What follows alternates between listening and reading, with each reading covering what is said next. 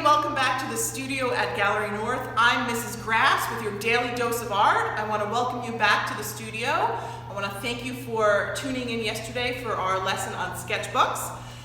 On the docket for today's lesson is portraiture. We're going to give you some tips and tricks on how to draw the human head.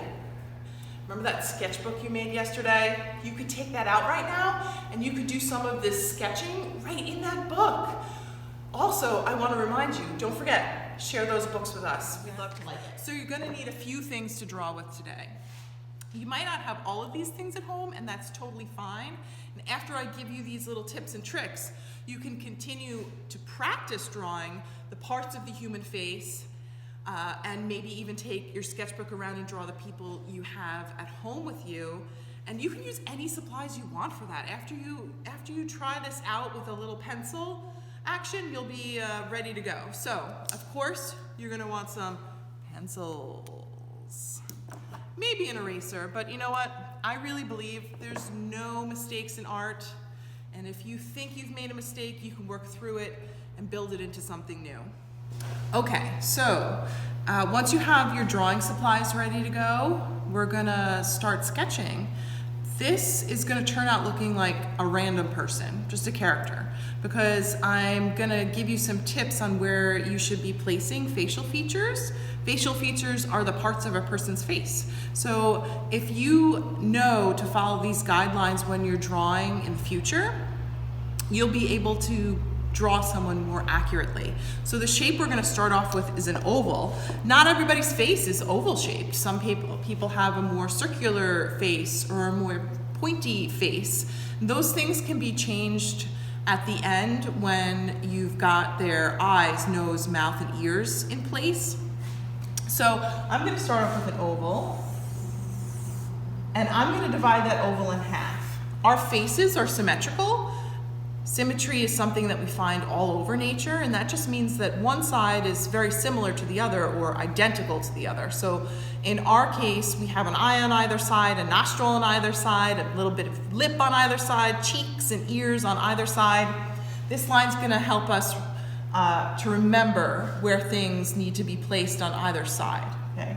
I'm also going to divide it into three like that, from top to bottom. This line is where my eyes go. This line's where my mouth goes. In between, my nose goes here. And everything else can be kind of put into place based on these lines. So, okay, here's where I start. I start with eyebrows, because if you take a minute to take your fingers and put them on your eyebrows, and then drag your fingers all the way down, you're gonna see that they're connected to your nose. So, if I get the eyebrows and the nose in, then I know where my eyes need to be, and that's gonna help out so much. It's gonna help me out a lot. So I'm gonna put some eyebrows in, and I know that they're connected to a nose, right? I know that here's where lips go, so I can put my lips in there. Now lips can be a tricky shape to draw, right? But I think of them as two letters. I think of them as the letter M, really squished down, like a capital M, with a U underneath, okay? Easy peasy. And a line through the middle is lips. That's it, right? Everybody's got a different shaped M or U, but for the most part, if you follow that, you'll probably get those lips right, okay? So I'm gonna put my lips here, okay, down at the bottom. I'm going to step back a minute. It's looking good. I'm real proud. So far so good, right? I've got my lips on my bottom line, my nose down the center, and I'm ready for some eyes, okay? And they're going to be in this general area. Eyes, I like to do a circle first, you know, so I get the actual eyeball in. Okay, so what's interesting about eyes is that it's a sphere. Our eyeballs are a sphere, like a ball, right? And they're popped into our eye sockets, which are a different shape. So they wrap around our eyeball, okay? And that, if you get that right, you're gonna have a really realistic looking eye. So the way I do that is I start with a circle, okay? And then I think about an eye shape. So eyes are usually like a lemon or a football, right? So a lemon would be something like this, right? And a football would be something like this, right? I'm gonna take one of these shapes and I'm gonna wrap it around my sphere to make it look more realistic. So if you get it right and you wrap this around, you can get a pretty realistic looking eye. Okay, add all those details. I'm gonna do the same thing here. Basically, this is what happens. I'm gonna grab another size Sharpie, okay?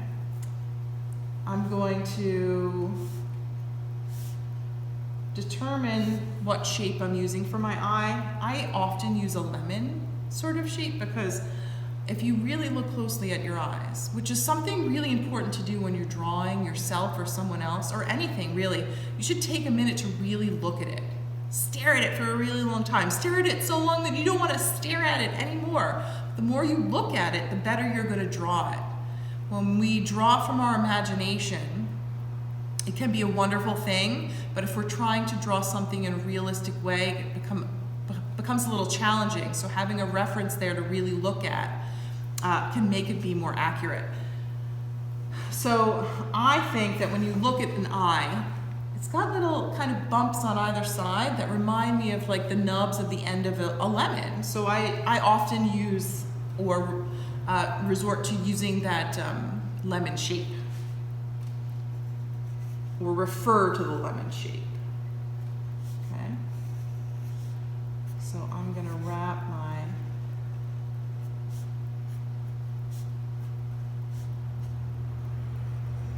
this is where having started in pencil will help me a little. I can, or working with a material that can be lighter and darker, like a pencil or an ink ballpoint pen where you can press harder for darker lines and press lighter for lighter lines. Sharpie is sort of all or nothing, right? So if I had used something else, it could be a little bit easier.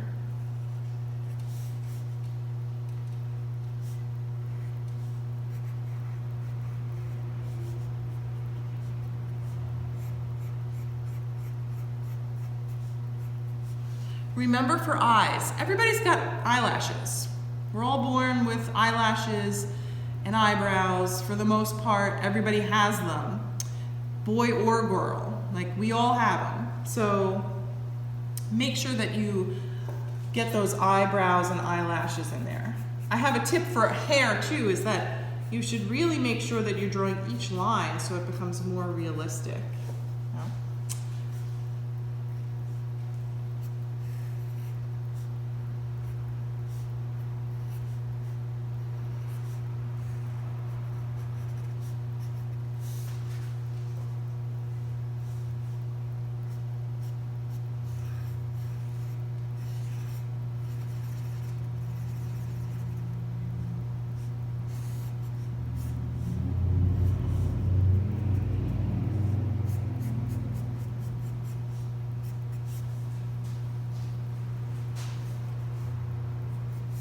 Get to the nose now. The nose is a couple of lines that makes up this very bumpy, weird thing we have on our face, right? But to get it accurate, you just have to add a few little lines, a few little marks, and then it'll look like a nose. You have to remember also, we've got these tunnels in our nose. They're big shadows, really, when we're drawing. So if you add those, you'll get a more realistic nose as well.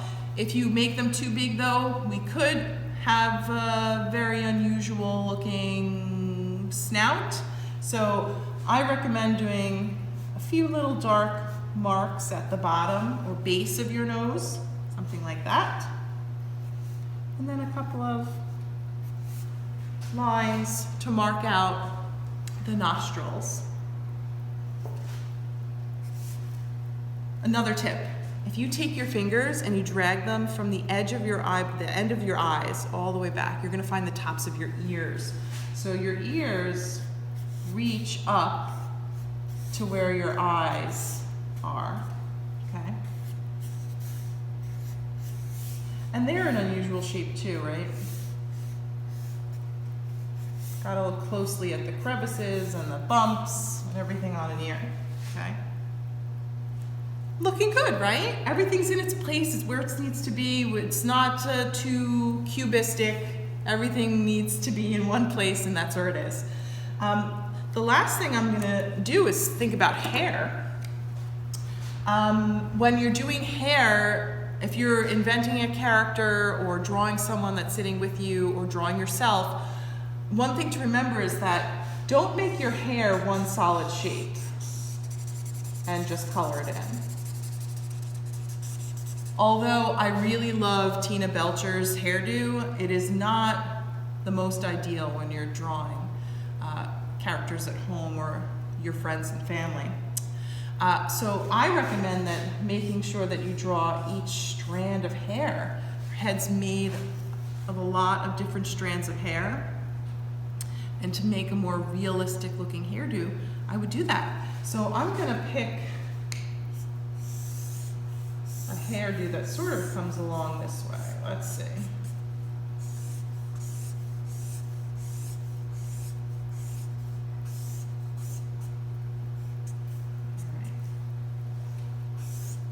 I can go back in with color.